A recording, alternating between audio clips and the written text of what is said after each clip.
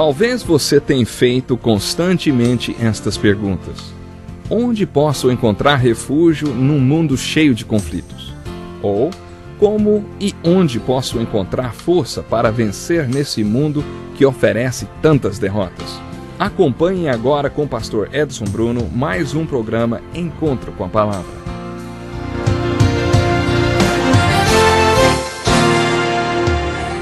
Olá, seja muito bem-vindo ao nosso estudo de hoje. É uma alegria tê-lo conosco e sua atenção é motivo de muita gratidão a Deus. Acomode-se e vamos em frente. No último programa tivemos a oportunidade de conhecer o profundo amor que Paulo tinha por Jesus em seu coração, ao ponto de dizer que era um escravo do Senhor Jesus.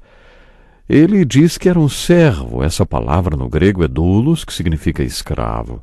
E era mais ainda, ele se considerava um separado para o Evangelho de Deus, ou seja, demarcado com ferro quente com as iniciais do Senhor Jesus Cristo. É esse o significado da palavra separado, no original como ele escreveu, aforizo, separado para o Evangelho de Deus. Também vimos que Paulo queria ir para a Espanha porque Cristo ainda não havia sido pregado naquela região. Por isso ele disse aos romanos: visto que há muitos anos anseio vê-los, planejo fazê-lo quando for à Espanha. Espero visitá-los de passagem e dar-lhes a oportunidade de me ajudarem em minha viagem para lá. Não há dúvidas quanto ao coração missionário de Paulo. Apesar de estar escrevendo de Corinto, Paulo estava com o seu coração voltado para todas as nações. Na introdução desta carta, Paulo falou que ele era o que estava fazendo e falou onde estava. No versículo 5, ele afirmou duas coisas muito interessantes.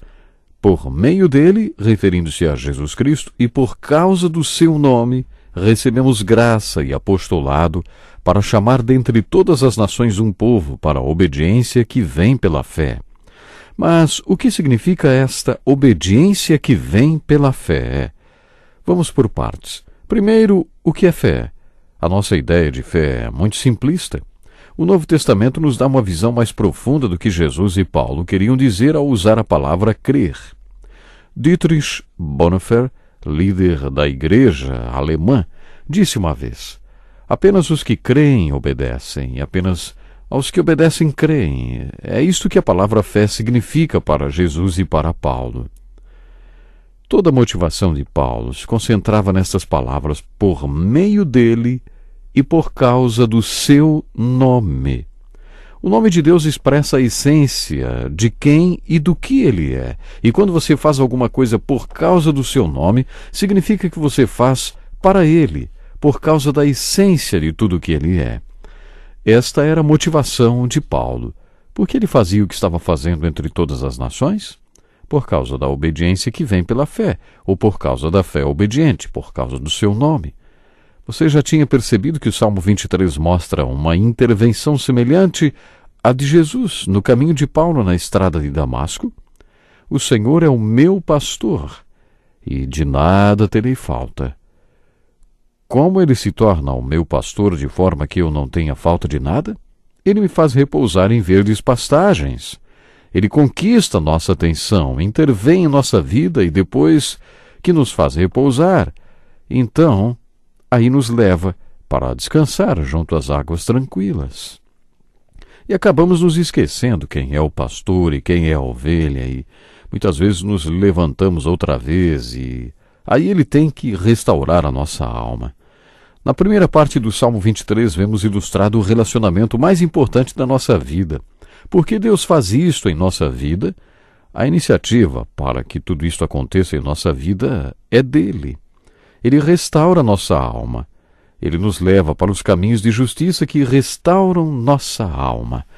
Toda a primeira parte deste salmo é sintetizado nestas palavras: por amor do seu nome. Não entendemos muito bem isto, mas tudo que Deus faz é por amor do seu nome. Ele criou o homem por amor do seu nome. Ele não criou o homem porque estava se sentindo só. Ele criou o homem porque queria ter algo na sua criação que refletisse sua imagem e semelhança para o resto da criação por escolha própria. Ele queria que parte de sua criação pudesse escolher fazer a sua vontade, e sua vontade era refletir sua imagem e semelhança, e tudo isso por causa do amor ao seu nome. Qual é a nossa maior motivação quando respondemos ao seu chamado e ficamos em alinhamento com ele? Fazer tudo por amor do seu nome. Era assim que Paulo vivia. Nesta saudação, Paulo também fala de Jesus. Quem é Jesus? A primeira coisa que Paulo disse foi que Jesus era aquele prometido através dos profetas e em todas as escrituras sagradas. Jesus é o prometido. Paulo queria que os romanos soubessem disto, e o que ele estava prestes a compartilhar nesta carta não era nada novo, não era nenhuma descoberta maravilhosa, nem acho que ele tenha feito esta descoberta enquanto estava no deserto da Arábia. O que ele tinha a dizer estava revelado no Velho Testamento há séculos. Era algo que Deus já tinha planejado. O Velho Testamento todo converge para Jesus. Conforme lemos no final do Evangelho de Lucas, Jesus abriu as Escrituras para os apóstolos e disse que tudo que tinha sido escrito por Moisés, pelos profetas e nos Salmos, dizia a respeito dele. E pela primeira vez eles compreenderam as Escrituras. Jesus lhes abriu as Escrituras e disse que elas falavam sobre ele mesmo. Por isso Paulo escreveu que Jesus é o prometido e é sobre quem o Velho Testamento falava. Quando o eunuco etíope estava andando na carruagem, lendo o livro de Isaías, Filipe, o evangelista, foi levado até ele e lhe perguntou: "O senhor entende o que está lendo?" E o etíope respondeu com a pergunta: "Como posso entender se alguém não me explicar?" Quando Filipe sentou-se ao lado do etíope, ele lhe perguntou: "Diga-me, por favor, de quem o profeta está falando?" Então Filipe lhe anunciou Jesus Cristo, e o homem se converteu e foi batizado.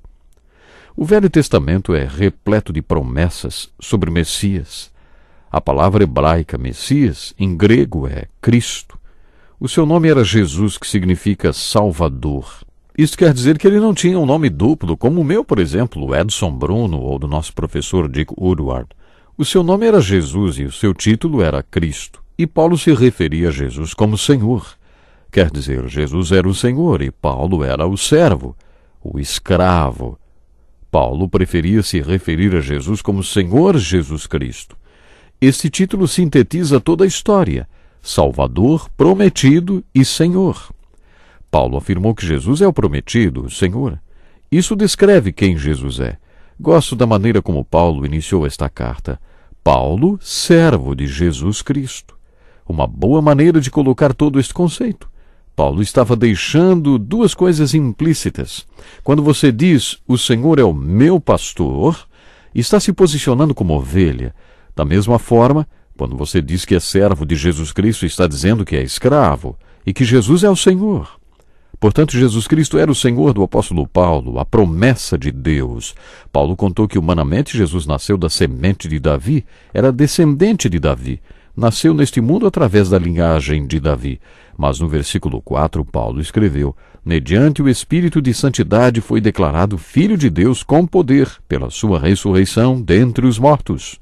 Isto é fascinante. Jesus, portanto, ao mesmo tempo que era descendente de Davi, era mais do que apenas um homem. Era o próprio Deus.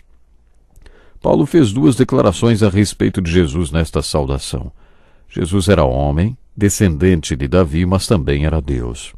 Isto foi declarado de duas maneiras. Não é fácil de entender. A primeira parte diz: mediante o Espírito de Santidade. Nas anotações do rodapé da Bíblia aparece a expressão que, quanto ao seu Espírito, foi declarado Filho de Deus. Isso quer dizer que a vida que ele viveu, a vida santa que viveu, foi uma declaração de que ele era Filho de Deus. Em Isaías capítulo 11, uma das profecias afirma que Jesus foi cheio de toda a plenitude de Deus. Jesus é a expressão completa do Espírito de Deus, cheio do Espírito do Senhor, cheio do espírito de sabedoria e entendimento, conselho e poder, conhecimento e temor do Senhor e de adoração. Estas são as 7 expressões do Espírito de Deus, o que significa que Jesus é a expressão perfeita de Deus em espírito. É sobre isto que Paulo falou nesta introdução. Quando Nicodemos procurou Jesus naquela noite, disse-lhe: "Mestre, sabemos que ensinas da parte de Deus, pois ninguém pode realizar os sinais miraculosos que estás fazendo se Deus não estiver com ele." Nicodemos era um renomado rabino em Jerusalém. Jesus era carpinteiro e não tinha uma boa casa. Ele nem era um rabino. Para Nicodemos isto era impressionante. Era como se ele dissesse a Jesus: estamos tão impressionados com o que o Senhor é que viemos ouvir seu discurso religioso.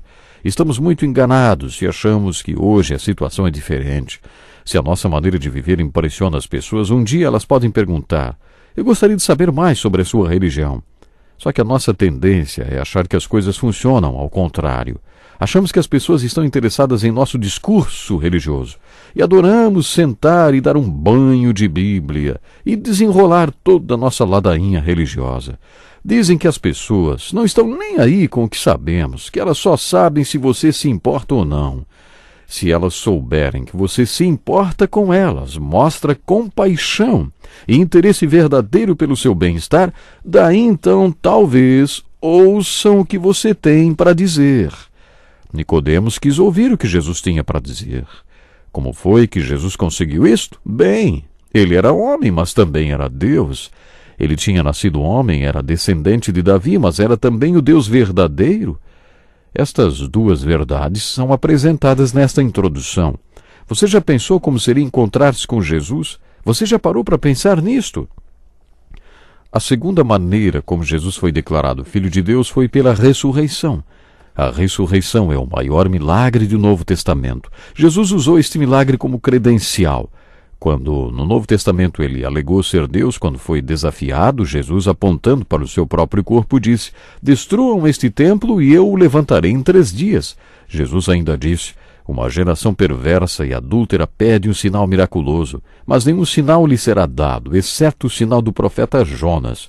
Pois assim como Jonas esteve 3 dias e 3 noites no ventre de um grande peixe, assim o Filho do Homem ficará 3 dias e 3 noites no coração da terra. Dizem que quando Jesus foi crucificado na cruz, o rol de membros da igreja ficou zerado. Não tinha membro nenhum, nem mesmo os apóstolos. Todos eles abandonaram Jesus e fugiram. Todos o abandonaram. Mas depois da ressurreição, eles voltaram, porque Jesus havia dito que a sua ressurreição seria a prova de que ele não era apenas mais um judeu crucificado, como muitos que os romanos mataram. Bastava cruzar o caminho de um romano e eles já crucificavam. Mas Jesus disse que provaria, através da sua ressurreição, que não era apenas mais um rabino. Por isso Paulo diz: como homem, era descendente de Davi, mas também nasceu de Deus, foi declarado Filho de Deus. O Filho de Deus, não apenas um Filho de Deus, mas o único Filho de Deus, Jesus Cristo. Hoje nós temos que ficar por aqui. Não perca o próximo programa. Que lição importantíssima! Obrigado, pastor Edson Bruno. Prezado ouvinte, coloque em prática o que você ouviu aqui. Sem dúvida, sua vida será grandemente abençoada.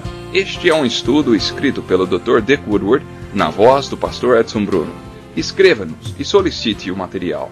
Nosso endereço é Encontro com a Palavra, Caixa Postal 2011, CEP 89201-970, Joinville, Santa Catarina. Até o nosso próximo encontro com a Palavra.